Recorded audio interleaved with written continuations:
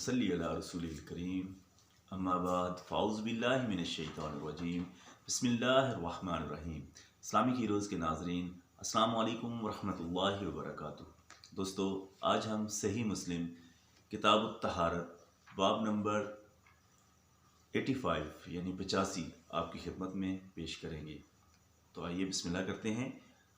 सही मुस्लिम किताब तहारत बाब नंबर 85।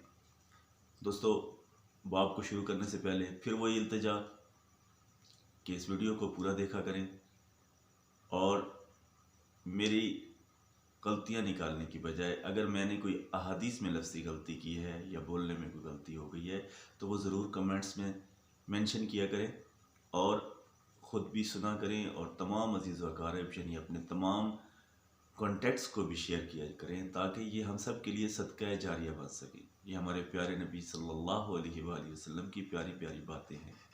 आप सिर्फ ये देखा करें कि हमारे प्यारे नबी सल्लल्लाहु अलैहि वसल्लम ने क्या फरमाया। तो आइए बिस्मिल्लाह करते हैं। बिस्मिल्लाहिर्रहमानिर्रहीम।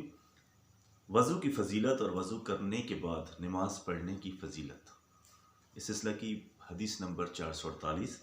हज़रत उस्मान गनी रज़ी अल्लाह अन्हु के आज़ाद करदा ग़ुलाम हमरान बयान करते हैं, एक मरतबा हज़रत उस्मान गनी रज़ी अल्लाह अन्हु मस्जिद के सहन में तशरीफ़ फरमा थे। असर की नमाज के वक्त मुअज़्ज़िन आया तो हज़रत उस्मान गनी रज़ी अल्लाह अन्हु ने वज़ू के लिए पानी मंगवा कर वज़ू किया और फरमाया, अल्लाह की कसम मैं तुम्हारे सामने एक हदीस बयान करने लगा हूँ। अगर कुरान की एक आयत ना होती तो मैं तुम्हारे सामने हरगिज़ ये हदीस बयान ना करता। मैंने अल्लाह के रसूल सल्लल्लाहु अलैहि वसल्लम को ये इरशाद फरमाते हुए सुना है, जो मुसलमान शख्स अच्छी तरह वज़ू करने के बाद नमाज अदा करे तो अल्लाह ताला उस नमाज और उसके साथ वाली नमाज के दरमियान सादिर होने वाले तमाम गुनाहों को बख्श देते हैं। इस सिलसिले की हदीस नंबर 449। यही रवायत एक और सनद के हमरा मनकूल है, ताहम इसमें ये अल्फाज मुख्तलिफ हैं। अच्छी तरह वज़ू करने के बाद फ़र्ज़ नमाज अदा करे। दोस्तों, यहाँ अक्सर मैं ये अल्फाज बयान करता हूँ कि यही रवायत एक और सनद के हमरा मनकूल है। तो यहाँ पर सनद से मुराद के मज़ीद मुख्तलिफ़ रावियों से यानी हज़रत उस्मान गनी रज़ी अल्लाह अन्हु के मुख्तलिफ़ शागिर्दों से होती हुई जो अहादीस रवायत की जाती है, यानी सनद और है लेकिन हदीस के अल्फाज वही हैं। यानी एक मजलिस में अगर 7 और 8 या 8 या 10 या ज़्यादा या कम साहब बैठे हुए हैं या साथी बैठे हुए हैं तो वो जो अल्फाज की अदायगी है वो सेम है लेकिन बताने वाले और हैं। इस सिलसिले की हदीस नंबर 450। साले इब्न शहाब के हवाले से जबकि उर्वा हमरान के हवाले से ये बात नकल करते हैं, हज़रत उस्मान गनी रज़ी अल्लाह अन्हु ने वज़ू करने के बाद इरशाद फरमाया, अल्लाह की कसम मैं तुम्हारे सामने हदीस बयान करने लगा हूँ और अगर अल्लाह की किताब में एक आयत मौजूद ना होती तो मैं तुम्हारे सामने ये हदीस बयान ना करता। मैंने नबी अकरम सल्लल्लाहु अलैहि वसल्लम को ये फरमाते हुए सुना है, जो शख्स अच्छी तरह वज़ू करे और फिर नमाज अदा करे तो उसकी नमाज और उसके साथ वाली नमाज के दरमियान वाले तमाम गुनाह बख्श दिए जाते हैं। हज़रत उर्वा रज़ी अल्लाह अन्हु फरमाते हैं, हज़रत उस्मान गनी रज़ी अल्लाह अन्हु ने कुरान की जिस आयत की तरफ इशारा किया है उससे मुराद ये आयत है। तर्जमा, हमने जो वाज़ेह दलाइल और हिदायत नाजिल की है, जब हमने उसे लोगों के लिए वाज़ेह तौर पर बयान कर दिया तो अब जो लोग उसे छुपाने की कोशिश करते हैं उन पर अल्लाह ताला लानत करते हैं और मखलूक़ात में से बाज़ लानत भेजने वाले उन पर लानत भेजते हैं। इस सिलसिले की हदीस नंबर 451। इसहाक़ बिन सईद अपने वालिद के हवाले से अपने दादा का ये बयान नकल करते हैं, मैं उस वक्त हज़रत उस्मान गनी रज़ी अल्लाह अन्हु के पास मौजूद था जब उन्होंने वज़ू के लिए पानी मंगवाया और ये इरशाद फरमाया। मैंने नबी अकरम सल्लल्लाहु अलैहि वसल्लम को ये इरशाद फरमाते हुए सुना है, जिस मुसलमान के सामने फ़र्ज़ नमाज का वक्त आ जाए और वह अच्छी तरह वज़ू करने के बाद खुशू और खुज़ू के हमरा नमाज अदा करे तो ये नमाज उसके साबका तमाम गुनाहों का कुफ़ारा बन जाएगी। ताहम कबीरा गुनाह इसमें शामिल नहीं होंगे और ये फसीलत हमेशा बरकरार रहेगी। इस सिलसिले की हदीस नंबर 452।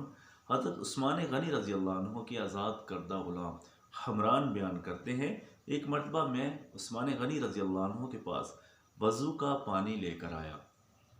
آپ رضی اللہ عنہ نے اس سے وضو کیا اور پھر فرمایا، لوگ نبی اکرم صلی اللہ علیہ وآلہ وسلم کے بارے میں کے حوالے سے ایسی باتیں بیان کر دیتے ہیں جن کی حقیقت سے میں واقف نہیں ہوں، تاہم میں نے نبی اکرم صلی اللہ علیہ وآلہ وسلم کو اسی طرح وضو کرتے دیکھا ہے جیسے میں نے ابھی وضو کیا ہے۔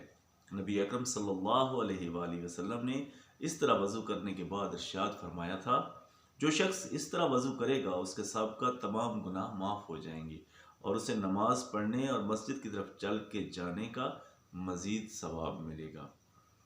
امام مسلم فرماتے ہیں، ایک روایت میں حمران کے یہ الفاظ ہیں، میں حضرت عثمان رضی اللہ عنہ کی خدمت میں حاضر ہوا، آپ نے وضو کیا، اس کے بعد سابقہ روایت کے الفاظ ہیں۔ اس سلسلہ کی حدیث نمبر 453۔ حضرت ابو انس بیان کرتے ہیں، حضرت عثمان غنی رضی اللہ عنہ نے نشست گاہ کے قریب وضو کیا اور فرمایا، کیا میں تمہیں نبی اکرم صلی اللہ علیہ وآلہ وسلم کی طرح وضو کر کے دکھاؤں؟ پھر آپ نے 3 مرتبہ وضو کیا، یعنی ہر اعضاء کو 3 مرتبہ دھویا۔ امام مسلم فرماتے ہیں، ایک اور روایت میں حضرت ابو انس کے یہ الفاظ موجود ہیں کہ اس وقت حضرت عثمان غنی رضی اللہ عنہ کے پاس بعض صحابہ کرام بھی موجود تھے۔ اس سلسلہ کی حدیث نمبر 454۔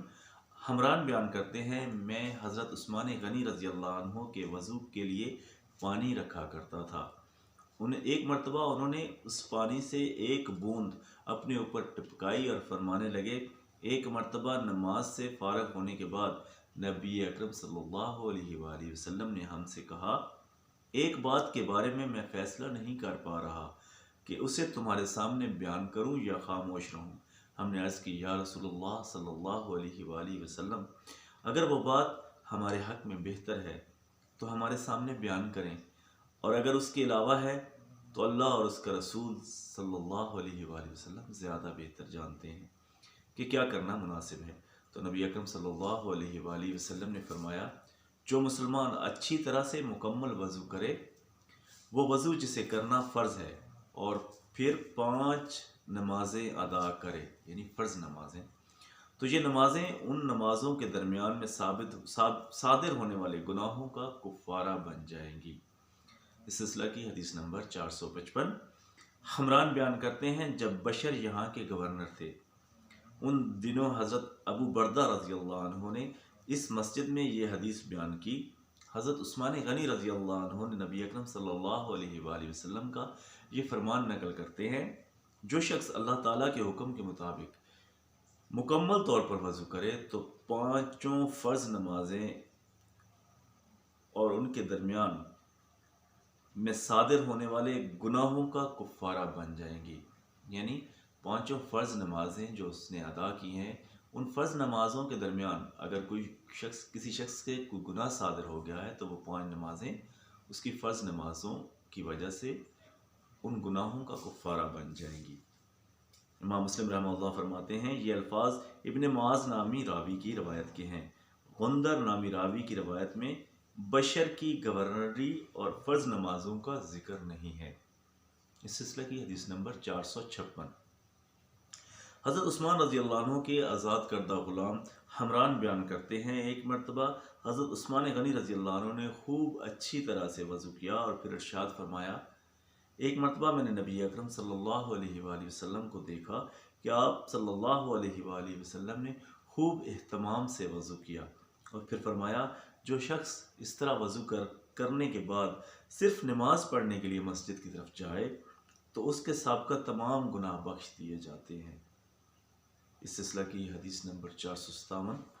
حمران حضرت عثمان غنی رضی اللہ عنہ کا یہ بیان نقل کرتے ہیں، میں نے نبی کریم صلی اللہ علیہ وآلہ وسلم کو یہ ارشاد فرماتے ہوئے سنا، جو شخص نماز کے لیے اچھی طرح سے وضو کرے اور پھر نماز ادا کرنے کے لیے مسجد کی طرف جائے اور پھر لوگوں، اور ایک اور روایت کے مطابق جماعت کے ساتھ، اور ایک اور روایت کے مطابق مسجد میں نماز ادا کرے تو اللہ تعالیٰ اس کے گناہ بخش دیتا ہے۔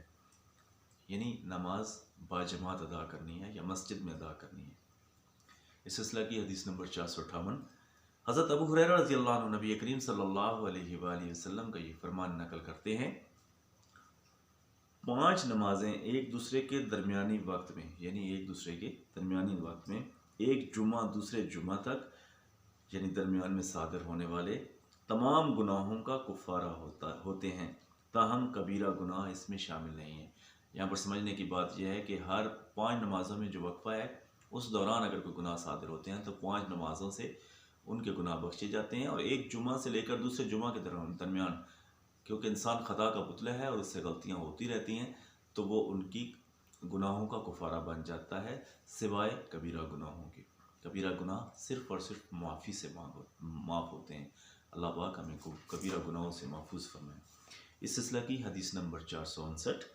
حضرت ابو ہریرہ رضی اللہ عنہ نبی اکرم صلی اللہ علیہ وآلہ وسلم کا یہ فرمان نقل کرتے ہیں، 5 نمازیں اور ایک جمعہ دوسرے جمعہ تک درمیان میں صادر ہونے والے تمام صغیرہ گناہوں کا کفارہ ہوتے ہیں۔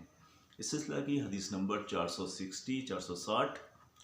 حضرت ابو ہریرہ رضی اللہ عنہ روایت کرتے ہیں، نبی اکرم صلی اللہ علیہ وآلہ وسلم نے ارشاد فرمایا ہے، 5 نمازیں ایک جمعہ دوسرے جمعہ تک اور ایک رمضان دوسرے رمضان تک درمیان میں صادر ہونے والے تمام صغیرہ گناہوں کا کفارہ ہوتے ہیں، لیکن اس وقت جب انسان کبیرہ گناہ کرنے سے گریز کرے۔ الحمدللہ ثم الحمدللہ، نبی محترم صلی اللہ علیہ وآلہ وسلم اور اللہ رب العزت ہمیں بخشنے کے کیسے آسان طریقے نوازتے ہیں۔ یہاں پر اس باب کی تکمیل ہوئی۔ اللہ پاک ہمیں سمجھنے اور عمل کرنے کی توفیق عطا فرمائے۔ جزاک اللہ خیرا و احسن الجزا۔